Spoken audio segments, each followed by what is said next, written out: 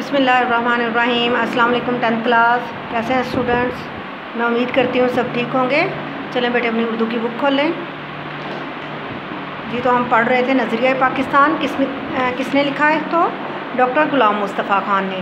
تو ہم اس کی ریڈنگ کر رہے تھے اور ہم نے اس کا کیا تھا صفحہ نمبر 22 اور 23 کا ہاف کیا تھا ہم نے۔ آج وہیں سے آگے سے ہم ریڈنگ سٹارٹ لیتے ہیں، ٹھیک ہے جی۔ یہاں سے ہم سٹارٹ لیں گے۔ بنگال اور آسام کا وہ صوبہ جس میں مسلمانوں کی اکثریت تھی ختم کرا دیا۔ 1911 میں اسی علاقے کو پھر بنگال میں شامل کرا دیا۔ اسی زمانے میں پہلی جنگ عظیم چھڑ گئی۔ اسی علاقے میں پہلی جنگ عظیم جو تھی وہ چھڑ گئی، جس میں انگریز کا مقابلہ جرمنی سے ہوا اور ترکی نے جرمنی کا ساتھ دیا۔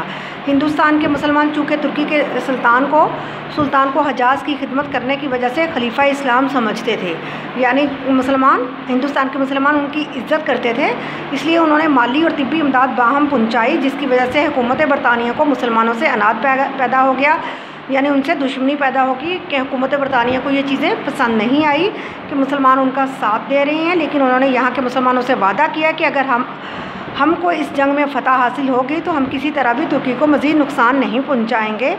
یہ وعدہ محض فریب تھا، یعنی دھوکہ تھا۔ چنانچہ جب انگریزوں کو فتح حاصل ہوئی تو وہ اپنے وعدے سے پھر گئے اور انہوں نے ترکی کی وسیع سلطنت کے ٹکڑے ٹکڑے کر دیے۔ یہاں کے مسلمانوں کو اس فریب کی وجہ سے بہت تکلیف پہنچی۔ انہوں نے خلافت کے تحفظ کے لیے مولانا محمد علی جوہر اور ان کے بڑے بھائی مولانا شوکت علی کی رہنمائی میں تحریک خلافت شروع کی۔ اس زمانے میں ہندوؤں نے مسلمانوں کو ہندو بنانے کے لیے شدی کی تحریک شروع کی اور ان کو ختم کرنے کے لیے سنگٹھن کی تحریک بھی شروع کی، یعنی ہندوؤں نے بھی مسلمانوں کے ساتھ غلط کرنے کی کوشش کی، اور انگریزوں نے بھی ہندوؤں نے تو یہاں تک کیا کہ ایسی تحریک شروع کی جس سے مسلمانوں کو ہندو بنایا جائے۔ اس تحریک کا نام کیا تھا؟ شدی تحریک۔ پھر 1928 میں کانگریس نے جو نہرو رپورٹ شائع کی، اس میں مسلمانوں کے لیے علیحدہ نمائندگی کا اصول جو وہ 12 سال پہلے تسلیم کر چکی تھی بالکل نظر انداز کر دیا۔ پھر تو مسلمانوں میں بڑا جوش پیدا ہوا اور انہیں یقین ہو گیا کہ چونکہ ان کا دین، ان کی تہذیب اور ان کی معاشرت سب کچھ غیر مسلمانوں سے مختلف ہے، یعنی مسلمانوں کو یہ اس چیز سے اندازہ ہو گیا، یہ سمجھ آ گئی کہ ان کا رہن سہن، ان کی تہذیب، ان کا ثقافت، ان کی معاشرت اور ان کا دین ان کے کچھ اور سکھاتا ہے، وہ غیر مسلمانوں سے مختلف ہے، اس لیے کسی حالت میں ہندوؤں سے تعاون نہیں ہو سکتا۔ چنانچہ 1930 میں مسلم لیگ کے الہ آباد والے جلسے میں علامہ اقبال نے مسلمانوں کے لیے ایک علیحدہ وطن بنانے کی تجویز پیش کی۔ 4 سال کے بعد جب قائد اعظم محمد علی جناح نے مسلم لیگ کی صدارت کا مستقل طور پر عہدہ قبول کیا تو انہوں نے اس تجویز کو عملی جامہ یعنی عملی شکل دینے کے لیے پہنانے کی کوشش شروع کر دی۔ آخرکار 23 مارچ 1940 کو انہوں نے لاہور کے اجلاس میں واضح طور پر اعلان کر دیا کہ جن علاقوں میں مسلمانوں کی اکثریت یعنی یہ زیادہ تعداد ہے، وہاں ایک آزاد مسلم ریاست قائم کی جائے۔ اس اعلان کو قرارداد پاکستان کہتے ہیں، یعنی پاکستان کا معاہدہ کہتے ہیں، جس کی روح سے مسلمانوں کی آزاد اور خود مختار اپنی مرضی کی مالک جو حکومت ہے قائم کرنے کا فیصلہ ہوا۔ یہاں یہ سمجھ لینا ضروری ہے کہ دنیا میں قومیت کی تشکیل کی 2 بنیادیں ہیں۔ قومیت کی بنیاد کی تشکیل کی 2 بنیادیں ہیں، ایک وہ جو مغربی مفکرین مغربی سوچ رکھنے والے ہیں انہوں نے قائم کی ہے، دوسری وہ جو رسول مقبول صلی اللہ علیہ وسلم کی قائم کی ہوئی ہے۔ اہل مغرب نے خاندانی، نسلی اور قبائلی بنیادوں میں ذرا وسعت یعنی پھیلاؤ پیدا کر کے قومیت کی بنیادیں جغرافیائی حدود پر استوار کی یعنی قائم کی اور کہا کہ قوم وطن سے بنتی ہے۔ اس نظریے کی وجہ سے دنیا کے انسانوں کے درمیان تباہی کا جو دروازہ کھلا وہ 2 عالمی جنگوں کے ہونے سے بخوبی ظاہر ہے۔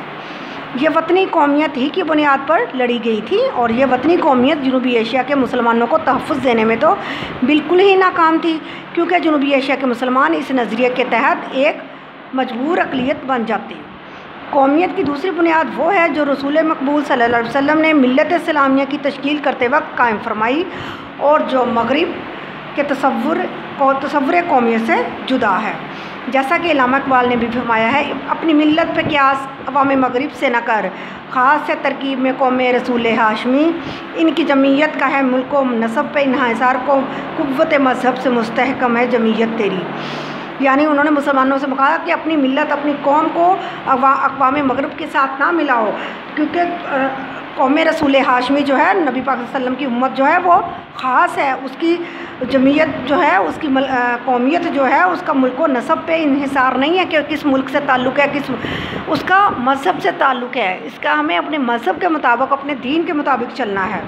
مسلمانوں کی قومیت ایک نظریاتی قومیت جو ہے، جو لا الہ الا اللہ پر قائم ہے، نہیں ہے معبود سوائے اللہ کے، یعنی اس پہ قائم ہے، یعنی یہ کہ نسل، رنگ اور وطن کی بنیاد پر نہیں، ایک نظریے، ایک عقیدے، ایک کلمے کی بنیاد پر وجود میں آئی ہے۔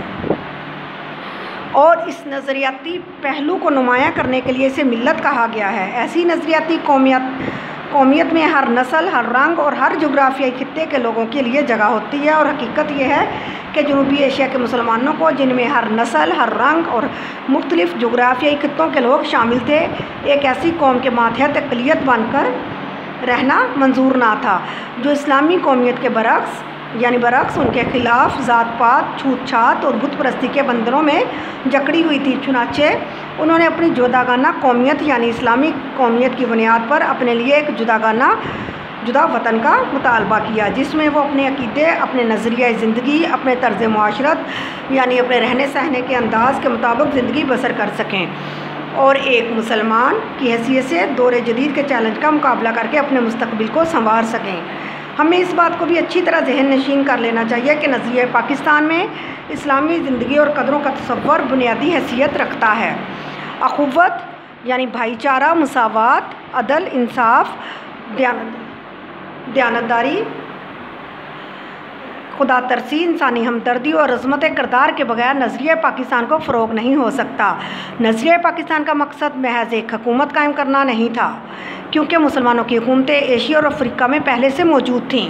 نظریہ پاکستان کا مقصد اسلامی اصولوں کی ترویج یعنی ان کو قائم کرنا، ان کو پھیلانا، اشاعت اور اہل عالم کے لیے مثالی مملکت کا نمونہ فراہم کرنا ہے۔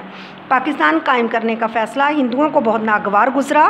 انہوں نے اپنی پوری کوشش کی کہ یہ مملکت قائم نہ ہونے پائے۔ ان کے پاس دولت اور طاقت تھی، جنوبی ایشیا میں ان کی اکثریت تھی، لیکن چونکہ قیام پاکستان کا مطالبہ حق اور انصاف پر مبنی تھا، اس لیے حکومت برطانیہ کو مجبور ہونا پڑا، اور قائد اعظم محمد علی جناح کی پرخلوص یعنی سچی قیادت، مسلمانوں کے یقین، اعتماد، اتحاد اور عمل پہم یعنی مسلسل کوشش کی وجہ سے 14 اگست 1947 کو پاکستان معرض وجود میں آ گیا، یعنی قائم ہو گیا۔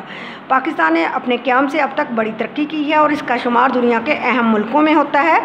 اگر ہم یہ چاہتے ہیں کہ پاکستان اور زیادہ ترقی کرے اور ہمیشہ ترقی کرے تو ہمیں نظریہ پاکستان کو ہر وقت پیش نظر رکھنا ہوگا۔ اس کی بدولت ہم پاکستان کو زیادہ مستحکم اور شاندار بنا سکتے ہیں۔ نظریہ پاکستان کا مقصد پاکستان کو ایک اسلامی اور فلاحی مملکت بنانا ہے۔ ہمیں ایسا کوئی قدم نہیں اٹھانا چاہیے جس کی وجہ سے خدا اور اس کے رسول صلی اللہ علیہ وسلم کے سامنے شرمندہ ہونا پڑے۔ ہمارا جینا اور مرنا پاکستان کے لیے ہونا چاہیے، قومی مفاد کے سامنے یعنی فائدے کے سامنے ذاتی مفاد کو دل سے نکال دینا چاہیے۔ ہر قسم کی گروہ پھیلانے والے سے بالاتر ہو کر تمام پاکستانیوں کی فلاح و بہبود یعنی ترقی اور بہتری کی کوشش کرنا، نظریہ پاکستان کو فروغ دینا ہے۔